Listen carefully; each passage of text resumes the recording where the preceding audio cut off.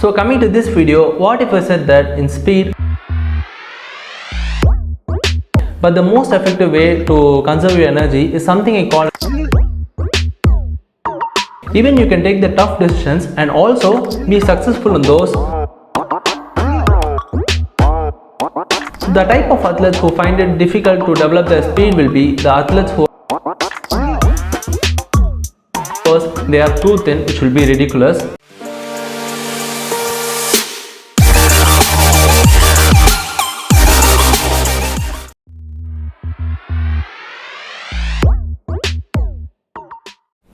Hey friends, welcome back to my channel. This is Harish from Badminton Time. So we are going to completely know about speed for badminton in this class. Shall we begin?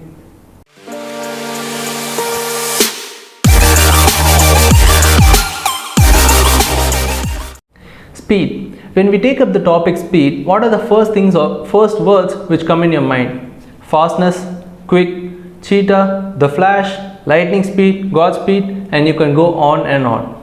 If you come up with any one of those means superb. So speed is basically your ability to move faster in all the 8 directions on the court. So let's see why is the speed so much necessary in sports, especially in badminton.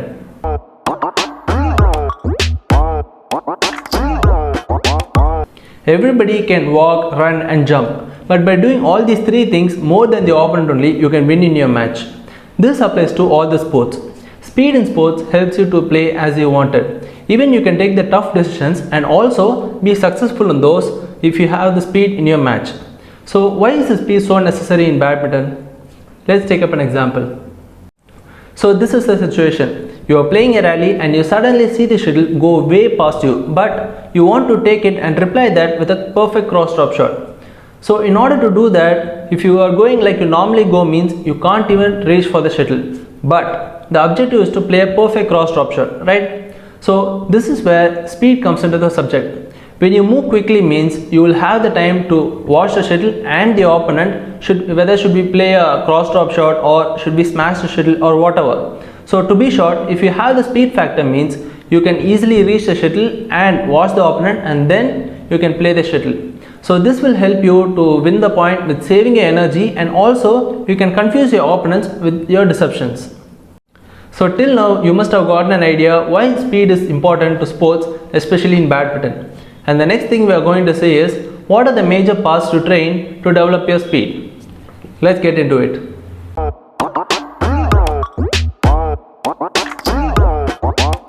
So before we train you to develop your speed, you should have a minimum requirement for body appearance and your health.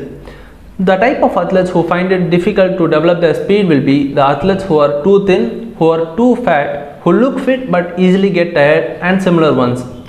So logically thinking, you will know why fat people can't run or move fast, because they have too much fat in their body and they easily drain out their energy to move such a huge body and so on. But you may think why thin people can't run or move fast. That is not because they are too thin, which will be ridiculous. The actual reason is they lack energy and muscular strength. If you take any top badminton players, they are neither skinny nor too thin. Even if you see the slimmest badminton player, Lee Chong-wei, he seemed to be one of the skinny athletes, but he developed all his muscles to improve his speed, power and all the other factors which follows by. To know more information and lots of workouts, just do 3 things in 10 seconds.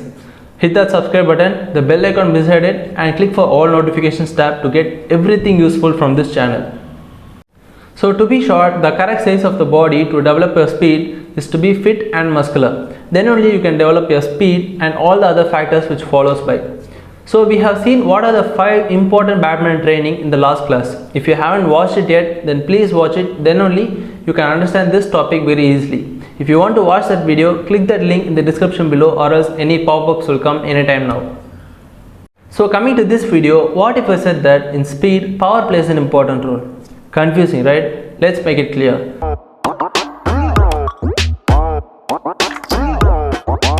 You are pushing your legs to move, right? So imagine you are in a rally and you want to tap the shuttle to win the rally. So you need to move quickly and with more speed in order to tap the shuttle. Now you can't take many steps and then tap the shuttle. If you do so, it will take more time and you will fail in tapping the shuttle. So the best way to tap is push your legs and jump towards the shuttle and then tap it. The benefits of tapping the shuttle in this way are you can minimize your steps, hence saving your energy. Rebound will be easy for you, that is coming back to the starting position will be easy for you. And the last one is reach is faster than taking steps towards it. So this is how power training is also used to develop your speed on court. And the next thing to develop your speed is your footwork. Developing speed doesn't stop with whether you are running or moving fast. It also consists how you can save your energy. Because the more fresh you are, more energy you get and more speed you can be. And the next thing we are going to see is how you can conserve your energy in your footwork while playing your matches.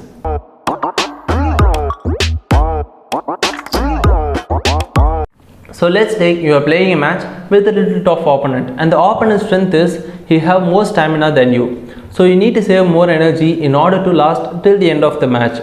And the best way to do that is think and decide your footwork. When the rally is favoring you means I would suggest to finish the rally as soon as possible so that you can take a break and then play the next point with more energy. But the most effective way to conserve your energy is something I call as the lion's footwork. When you observe the lion, it waits for the right opportunity to hunt its prey, and until then it just stays still. But I'm not telling you to stay still. What I'm coming to say is while playing the rally, let it go a little slowly with your average speed, and then when you think the right opportunity is now means just move as fast as you can and finish the rally. But when you see the lion hunting its prey, it sometimes fails to catch it. But it doesn't get any frustrated or loses its patience. Instead, it waits for another opportunity, and this time it pays more concentration in it and it succeeds. This is the only drawback in following this method. While playing the rally, when we try to finish it and it fails and the rally still goes on means we sometimes don't wait for another opportunity and try to finish the rally as soon as possible.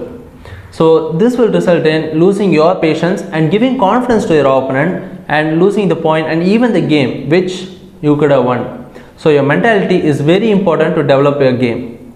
So the summary for that explanation is you should save your energy by waiting for the right opportunity, and even if you couldn't use that right opportunity and finish it, don't lose your patience and wait for another opportunity, and this time pay more attention and concentration towards it and you will eventually succeed in it. Then only you can save your energy, increase your speed, win the rally and finally win the game. And so far we have seen so much things about speed in this class. Why speed is necessary in sports, especially in badminton, how power training is also used to develop your speed, what is the best footwork to conserve your energy and increase your speed, how your mentality decides your speed and your game.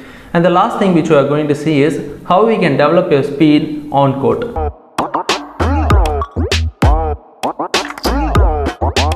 So there are many training and methods to develop your speed. To name a few, some are sprinting, shuttle run, and trying different types of movements, and so on and on and on. But every player is unique by their nature. So what training best suits them will only benefit them. And that's why coaches and trainers are there to guide you and teach you to do all the above things. The details and all the information which I give in this video and the previous video and all the workouts and all will be applicable to all players from basic to elite players. So learn them and implement them while you play. And we will end this session till here. I think I pretty much covered everything about speed in this class, and even if you think that I should have covered any topic means, please comment below and we will discuss that topic in the next class with the next topic, which is the agility. Please comment below. Even a small doubt can be important for someone struggling to get it cleared. And I will meet you friends in the next class, in the next topic. Until then, this is Harish from Badminton Time. Stay safe, stay healthy, and to stay healthy, do some workouts. Thank you friends. Have a nice week. Peace.